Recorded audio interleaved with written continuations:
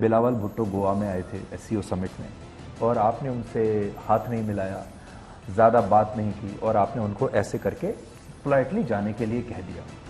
उस समय शायद ऐसा लगा कि किसी की बेइज्जती भी नहीं करनी है, लेकिन बहुत ज़्यादा हॉस्पिटैलिटी भी नहीं दिखानी है, बिकॉज पाकिस्तान के विदेश मंत्री। वो बैलेंस या इम्बैलेंस क्या था?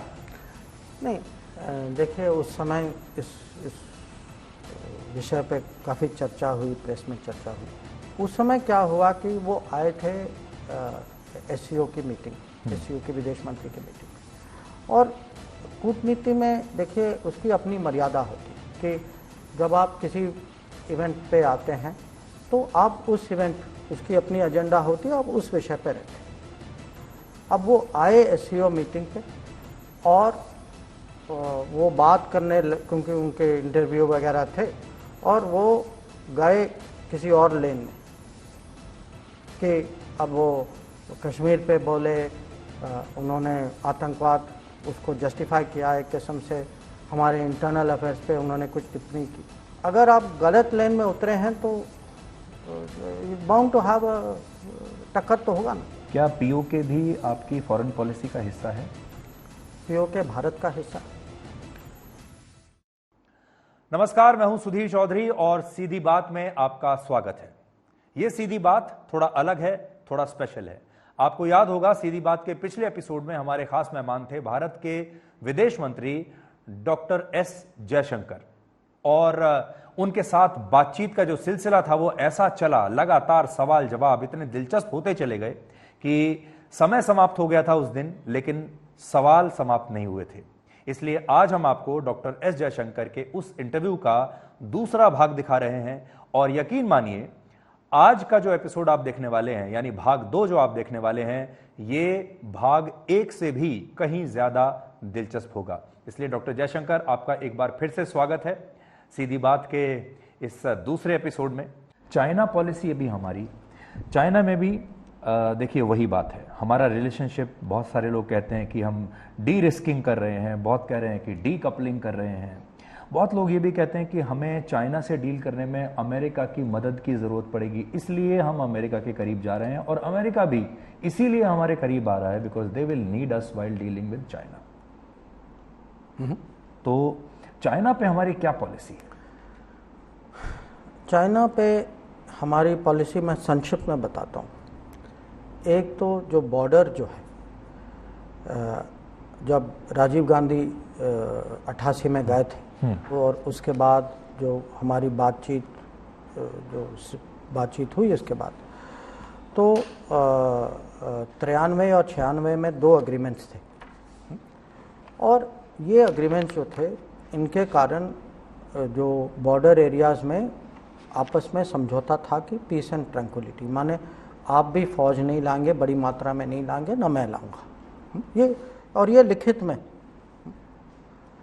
तो उस समय से 93-96 से 2020 तक, ठीक है, कुछ घटनाएं हुई, पहले भी, माने 13 में भी हुई, 14 में भी हुई, पहले भी हुई, पर उसके बाद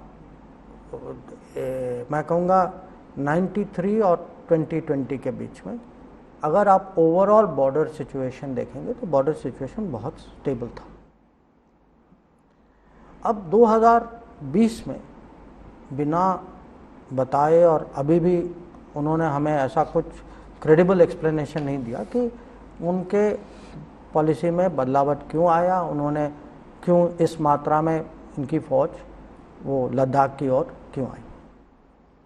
अब तो एक तो है कि क्योंकि, और ये आपको याद होगा ये कोविड के समय में था, बिल्कुल, और जहाँ हमारे यहाँ लॉकडाउन जारी था, तो हो सकता है कि लोगों को लगे कि लॉकडाउन के कारण हम अपनी मिलिट्री मूवमेंट नहीं कर पाएंगे, हो सकता है, हमें पता नहीं। पर ये मोदी सरकार है, मोदी जी हैं, उन्होंने निर्णय किया कि नहीं, हमें भेजना है, तो हम we had mix of airlift, train movement, road movement, everything, और माने हज़ारों में हमारी डिप्लॉयमेंट हुई वहाँ।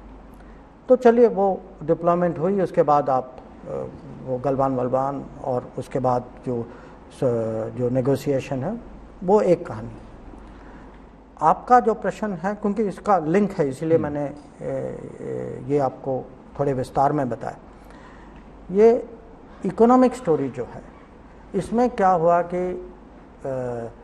हम जो हैं, हमारी रिफॉर्म 1991-92 से शुरू हुई, उनका 10 साल पहले शुरू हुआ। ठीक है, थोड़ा गैप था, पर हम जो हैं जिस क्वालिटी से, जिस मात्रा में हमें डोमेस्टिक कैपेसिटी बढ़ानी चाहिए थी, हमारे यहाँ ये हुई।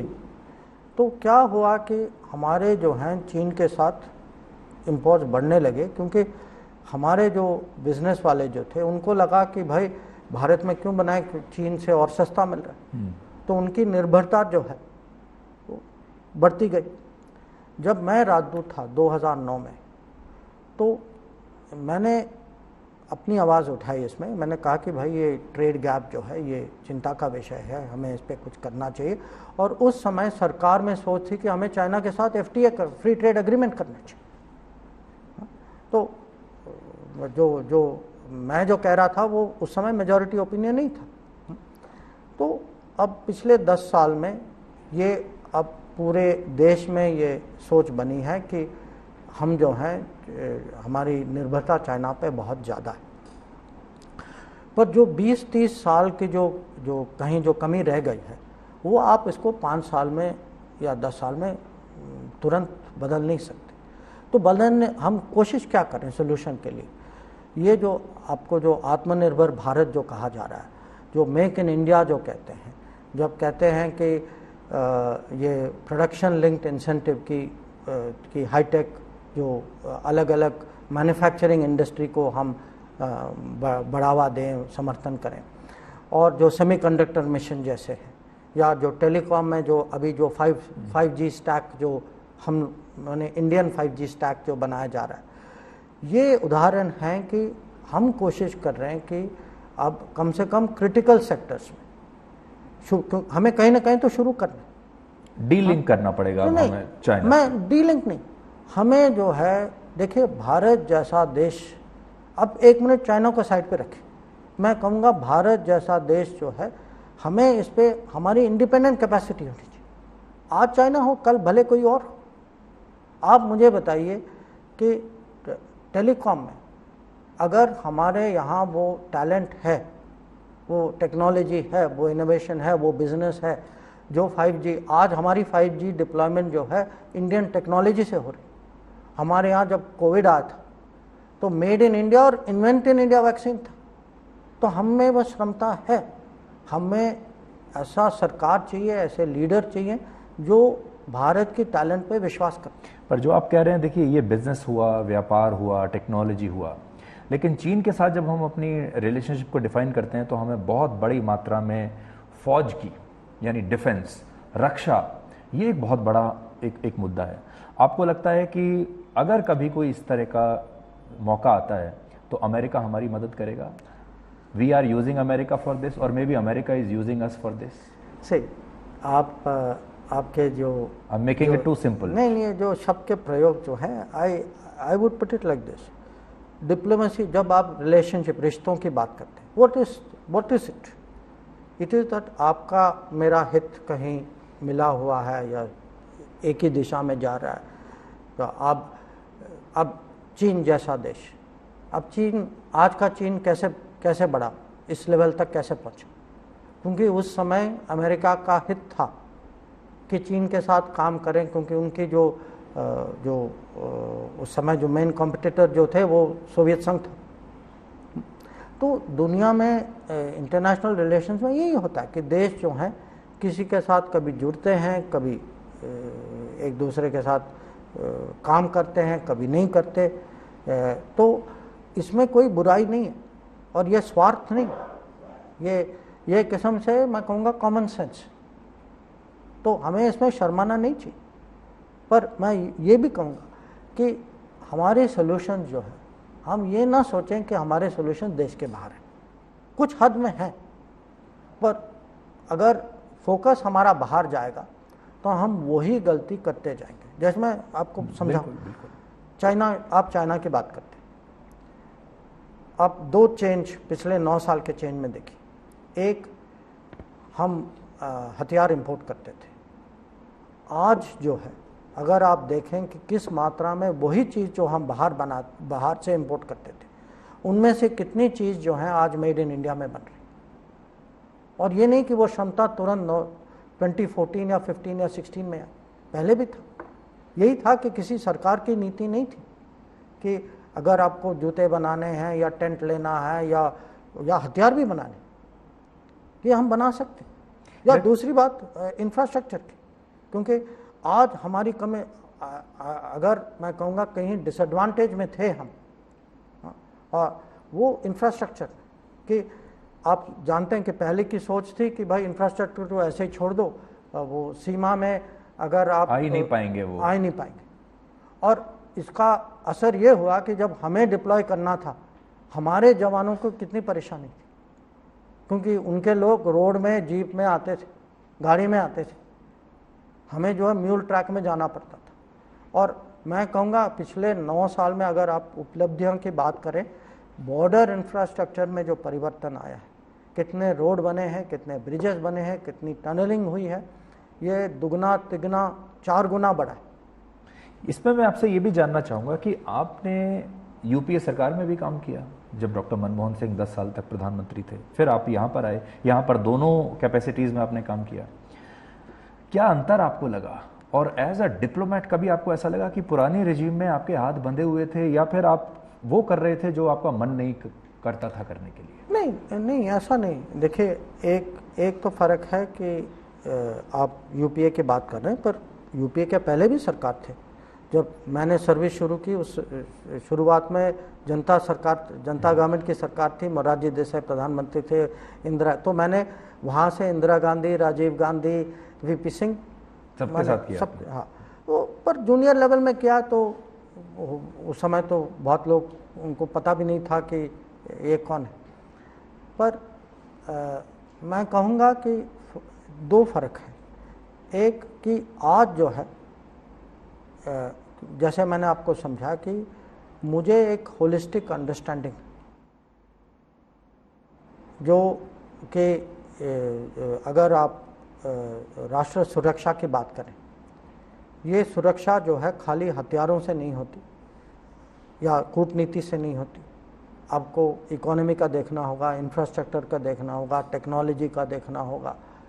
तो ये मुझे तो आत्मनिर्भरता एक किस्म से सिक्योरिटी आउटलुक लगता है। आपको 360 डिग्री जो सोल्यूशन दिख रहा है वो ये आत्मनिर्भर। हाँ, तो और ये सोल्यूशन, क्योंकि अब मैं राजनीति में हूँ और क्योंकि मेरा खुद संपर्क जो है सब मिनिस्ट्रियों के साथ होता है, तो एक तो मेरी खुद एवोल्यूशन। कभी आपको ऐसा लगा कि पुरानी जो सरकारें थी वो ये सोचती थी कि अभी इसको कार्पेट के नीचे रहने दो, क्यों बिना बात फ्रिक्शन कर, इग्नोर करो? नहीं,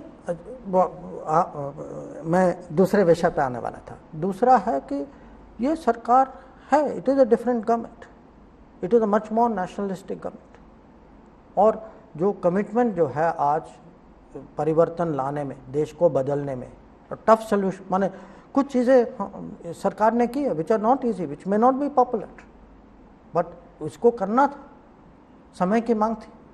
तो it is a much stronger, tougher, nationalistic, grounded government. इनकी एक वन बिग डिफरेंस आउट से, अगर आप मैंने जो पूरी that line of governments I have listed, अगर प्राइम मिनिस्टर मोदी की सरकार में एक खासियत है, वो डिलीवरी की फोकस में, कि वो बड़े प्रैक्टिकल आदमी हैं।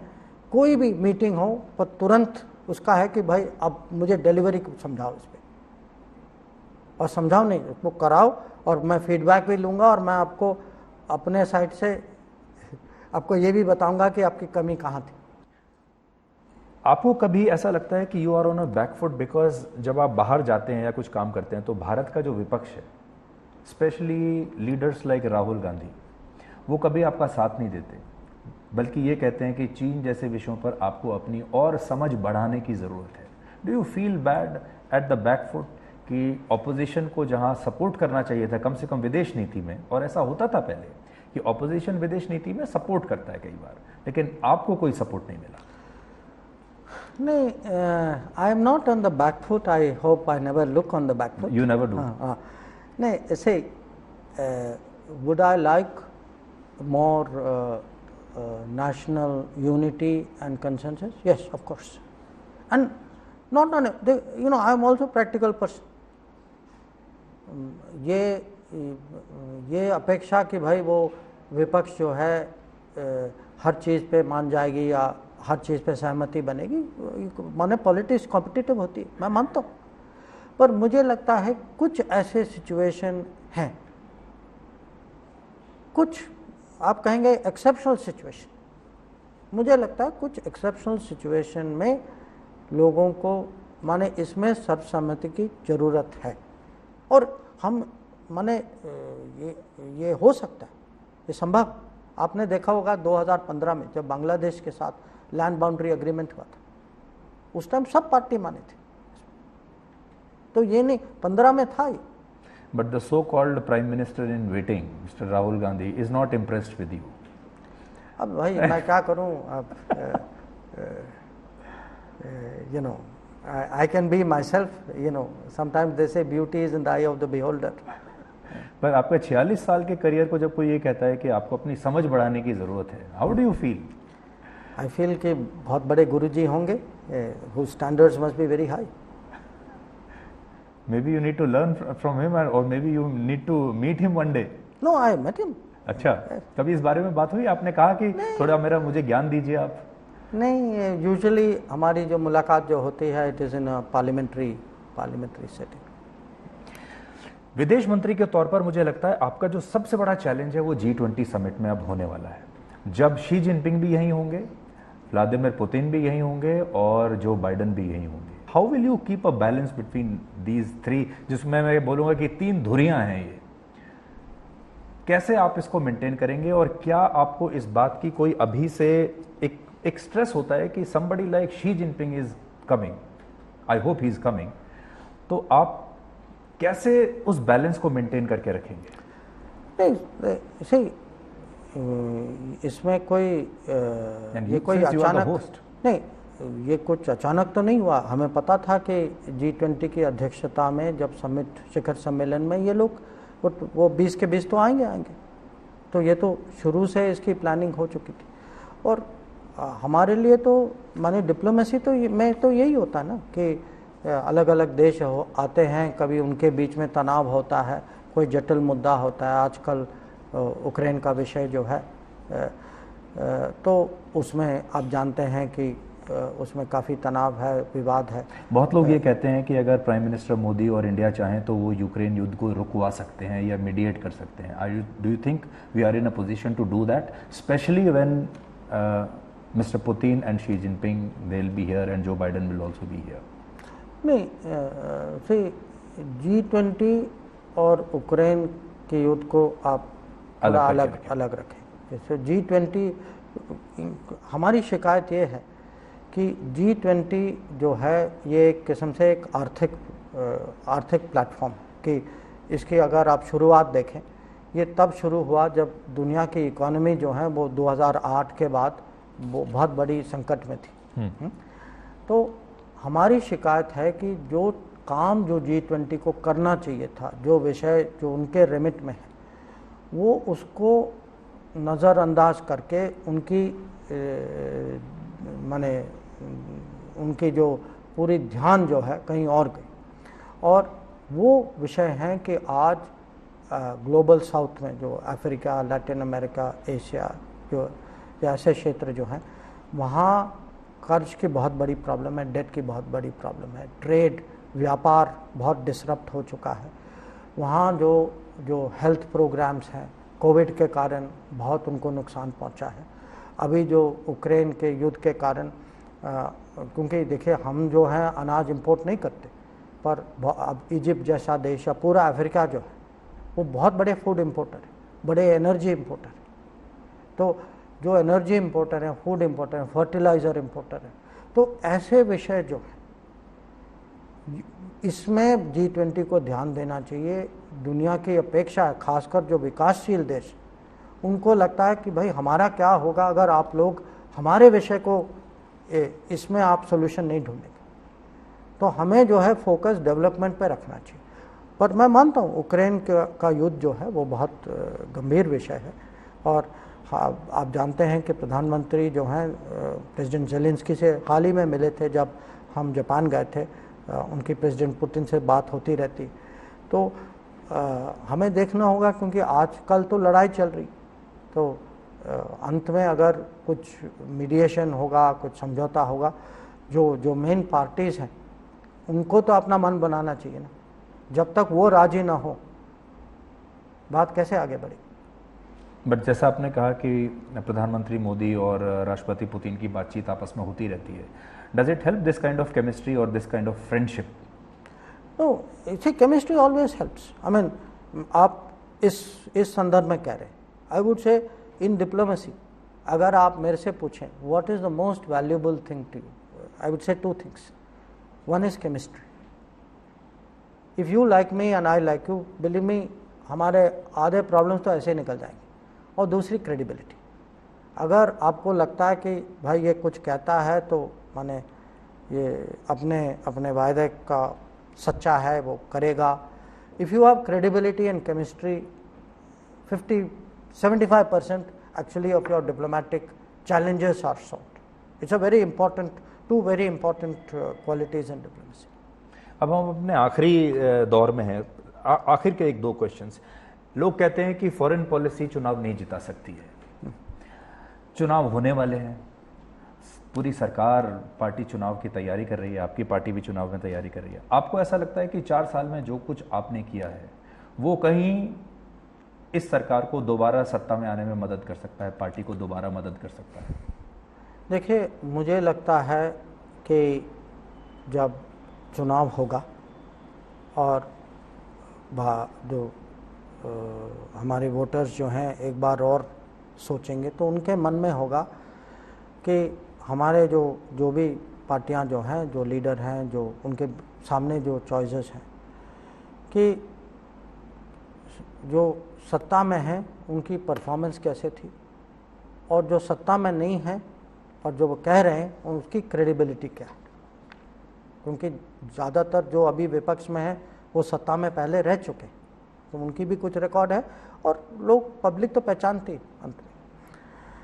तो जो इसमें विदेश नीति का क्या योगदान होगा, वोटर को, जो मेरे समझ में है, वोटर को एक टोटल पिक्चर मिलेगा। और टोटल पिक्चर होगा, अब जैसे अब कोविड है, हाँ, महामारी, अब आप हमारी जो उस समय जो परफॉर्मेंस थी, कई वोटर के मन में होगा, उसमें भी कुछ विदेश नीति का कुछ योगदान था।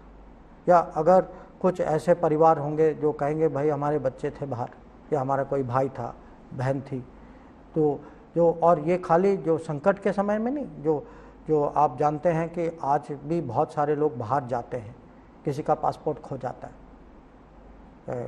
कोई किसी का कहीं बटवा, कोई पॉकेट छाप मार जाता है।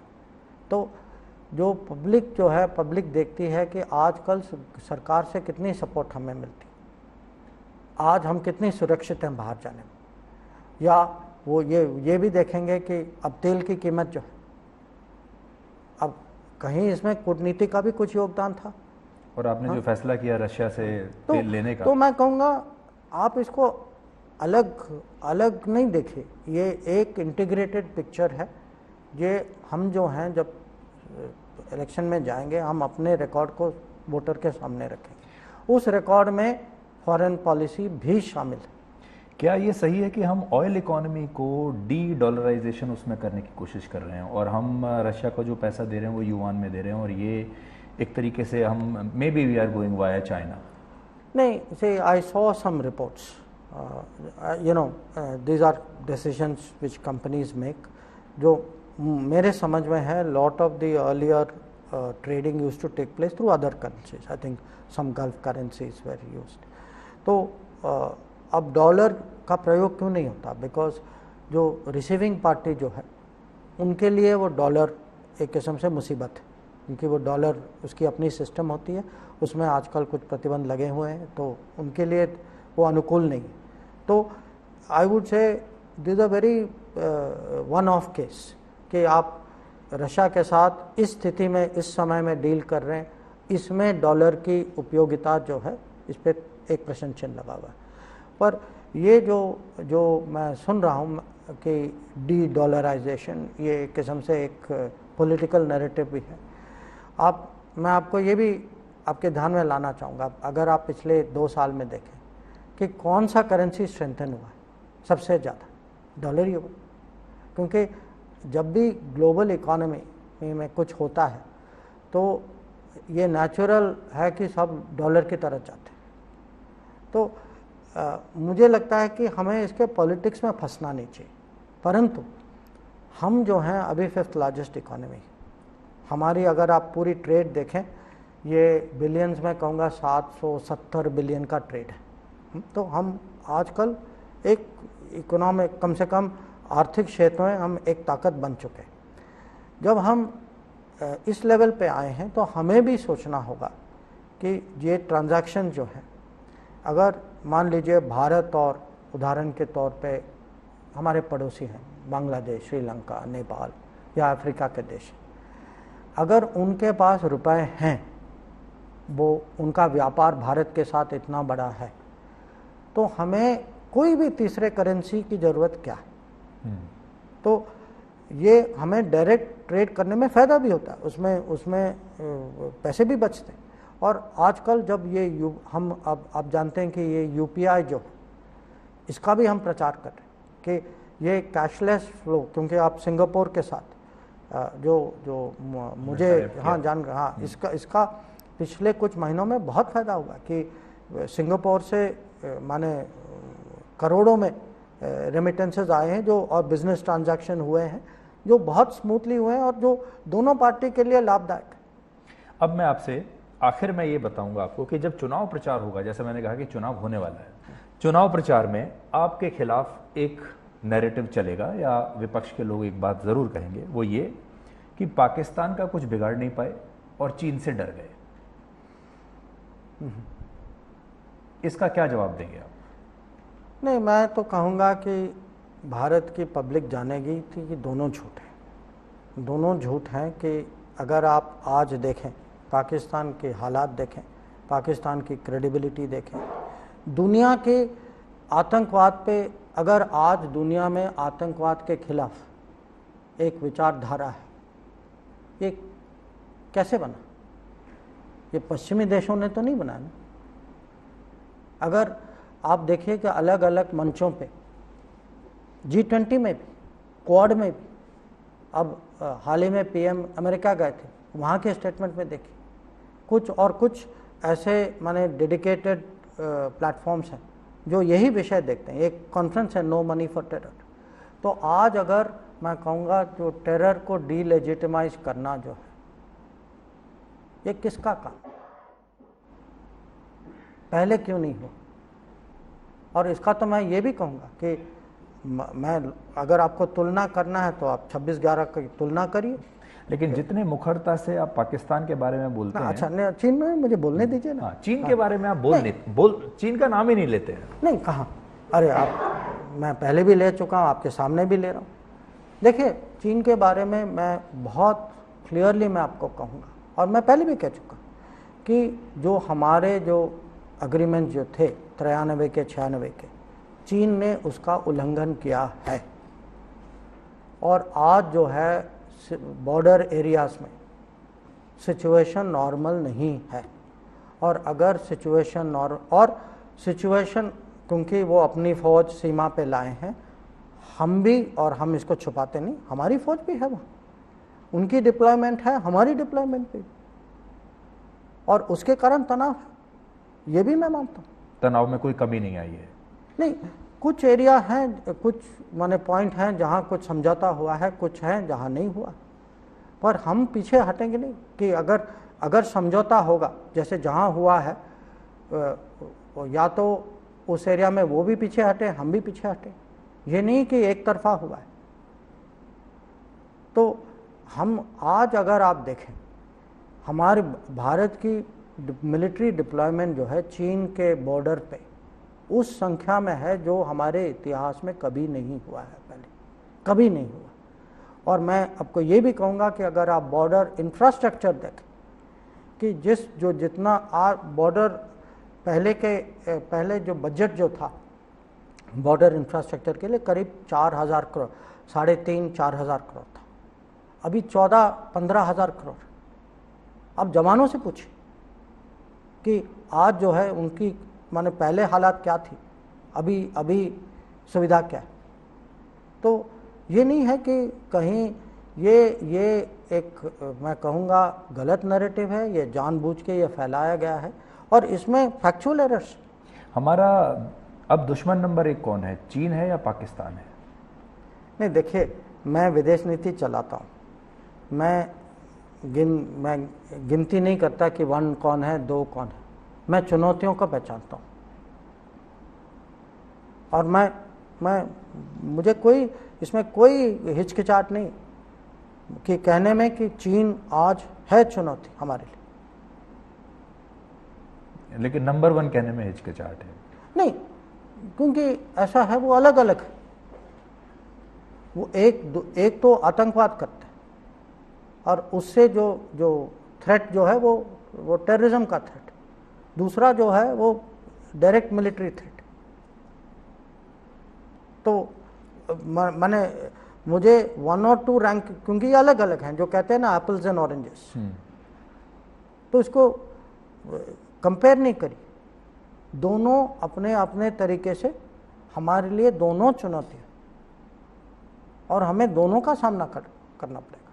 और यह भी है कि आपस में उनकी कोऑपरेशन होती, ये भी हमें पहचानना पड़ेगा, क्योंकि ये हमने पहले पहचाना नहीं। और पहचाना मैं कहूँगा कि इसकी जो आप तो वहाँ रहे, इससे मुझे ये याद है, आप वहाँ रहे इतने समय, आपको ऐसा नहीं लगा कि ये जानते तो हम पहले से थे कि ये दोनों मिले हुए हैं, लेकिन हम उसको इग्नोर करते थे, देखते नहीं थे उस तरफ, ताकि कहीं हमारे संबंध ना बिगड़ जाए?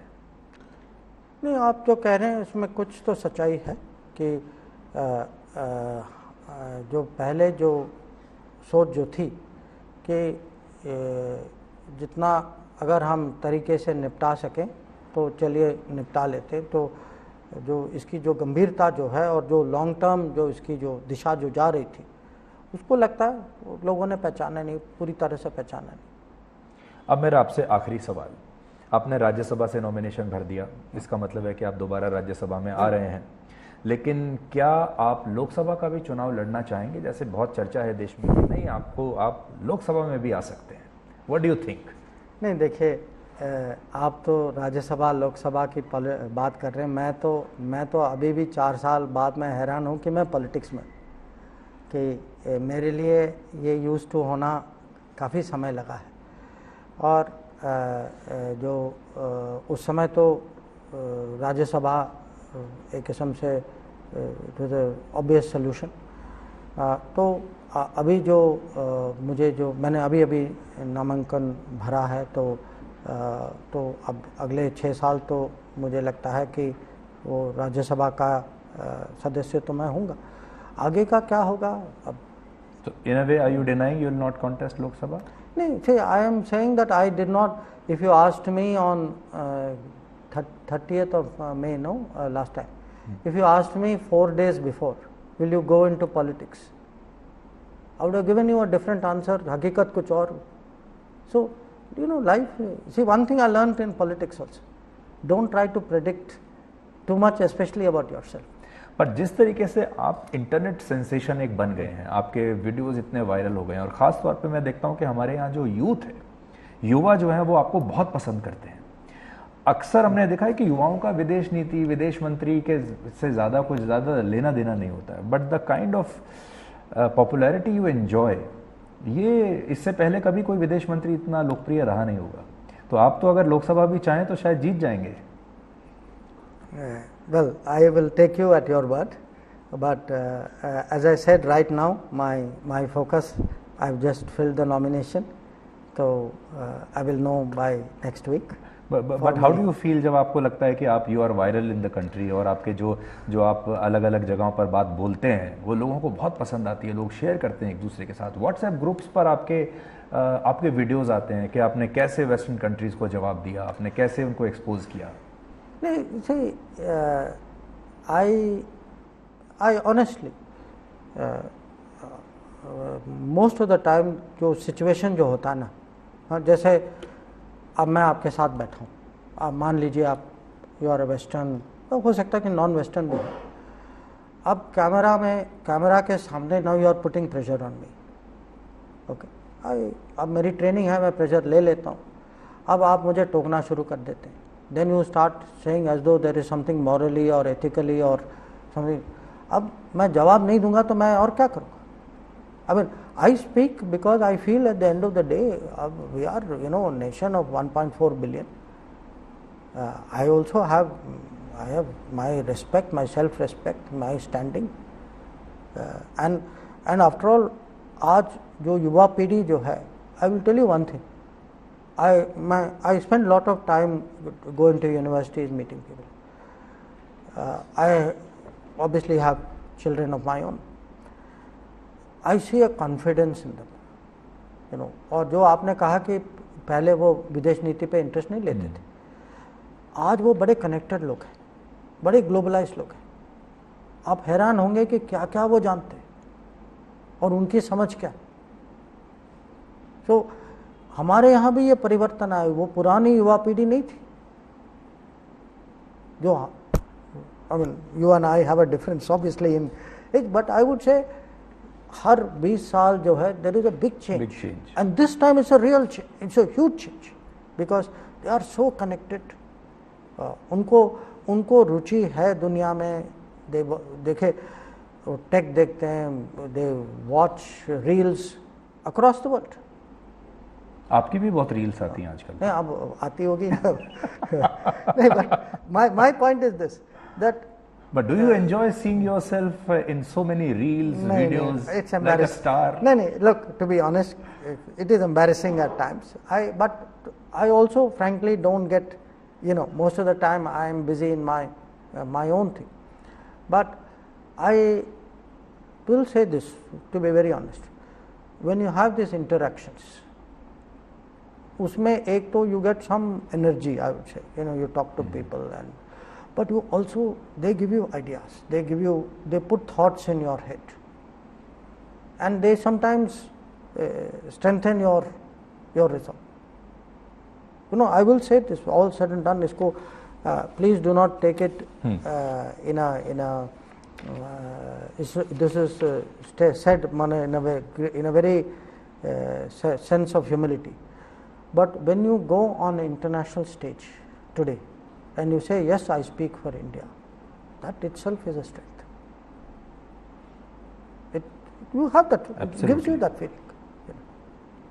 डॉक्टर जयशंकर, बहुत अच्छा लगा आज आपसे मिलके, और मुझे इस बात की और भी ज़्यादा खुशी है क्योंकि मैंने आपके फादर का भी इंटरव्यू किया था। अच्छा। मैंने उनका भी इंटरव्यू किया और आज मैं आपका इंटरव्यू कर रहा हूँ। सो ये भी एक समय का एक चक्र है और आई थिंक एक लैंडमार्क इंटरव्यू है। आपको इतना करीब से जानने का मौका मिला, बहुत सारी बातें जो शायद लोग नहीं जानते होंगे आपके बारे में अब जानेंगे। Thank you so much for your time, और आप जो बदलाव ला रहे हैं, please keep up the good work और उस बदलाव को आप लाते रहिए। Thank you so much. Thank you.